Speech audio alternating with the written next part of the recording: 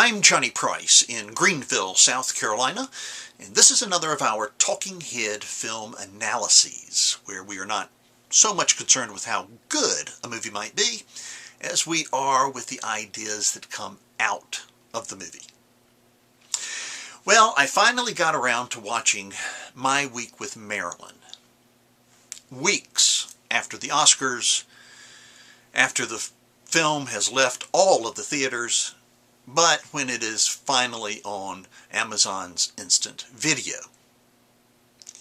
And I finally got to see why Michelle Williams was nominated for Best Actress Academy Award for her portrayal of the title character, Marilyn Monroe. The film is directed by Simon Curtis and is based upon two books, My Week with Marilyn and The Prince, the Showgirl, and Me, both written by the late Colin Clark, who was the son of historian Kenneth Clark. It seems that young Colin, in his early 20s, was able to snatch up the position of assistant third director on the set of Marilyn Monroe's 1957 film, The Prince and the Showgirl. It was basically a gopher job. But Colin and Marilyn struck up a friendship, and Colin was keeping a diary.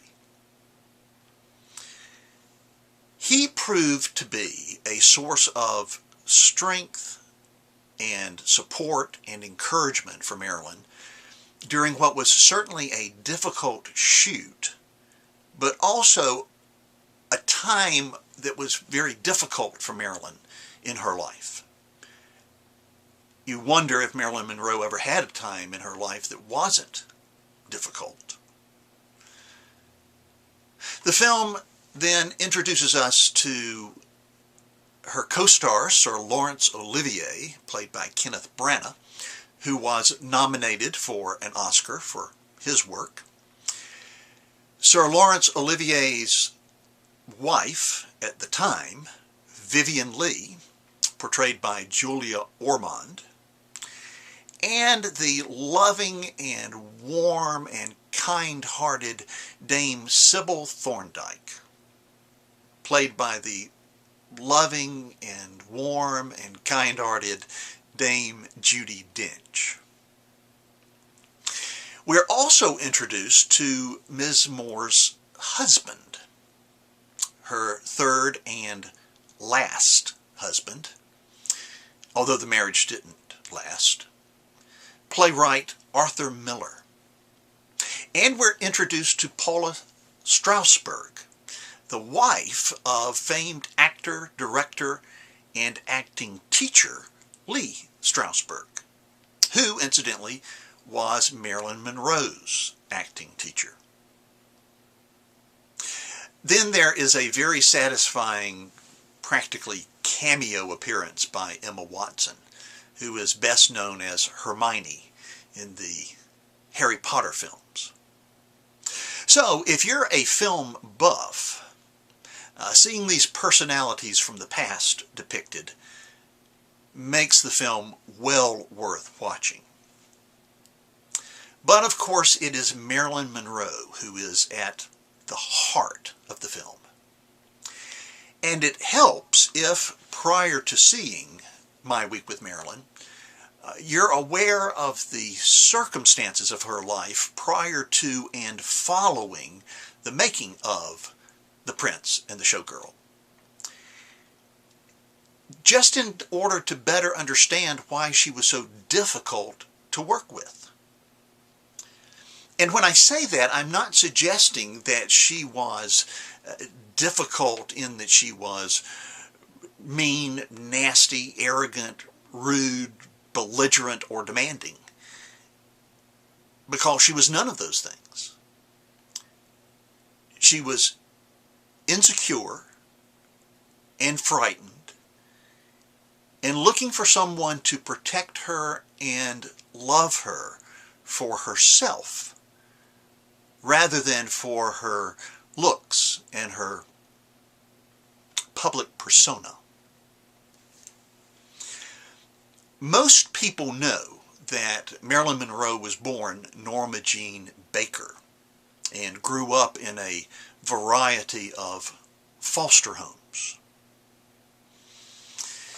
In a short but very telling scene, Colin and Marilyn have been able to get away from the studios, escape for a day, and they visit a large private school. And at one point they are descending a set of stairs and they notice that there is a gathering at the bottom of a group of the maintenance staff at the school.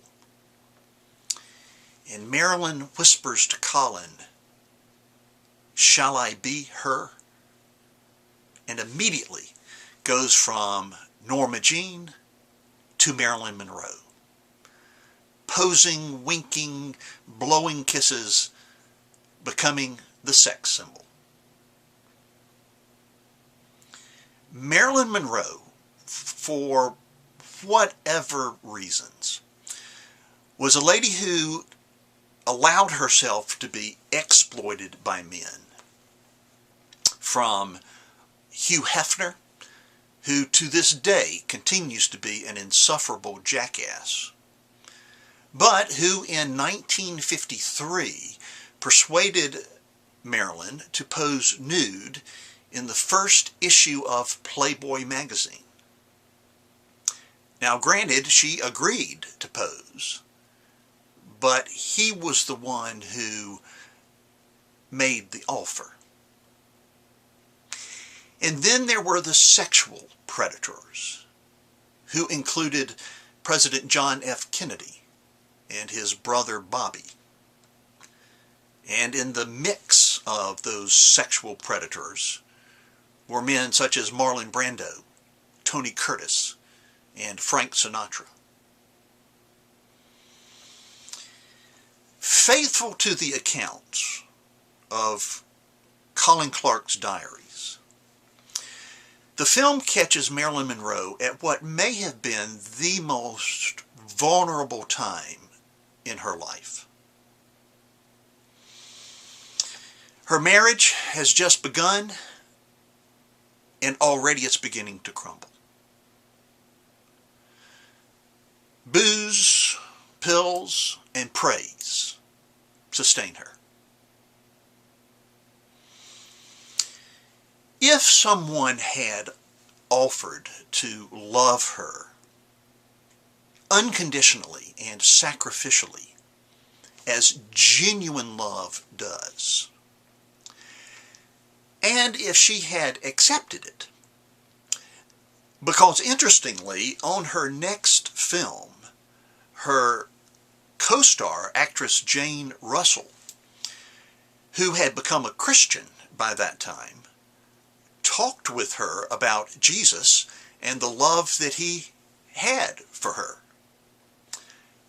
She wouldn't bite. Marilyn, in her autobiography, said something to the effect that Jane wanted to introduce her to religion. She wanted to introduce Jane to Sigmund Freud. But if at that point in time she had responded to this unconditional, sacrificial love, genuine love that Jesus had for her, it is a certainty that her life would not have been as tragic as it was in the subsequent years. In fact, we might still have her with us. I'm Johnny Price, and this has been another of our Talking Head film analyses.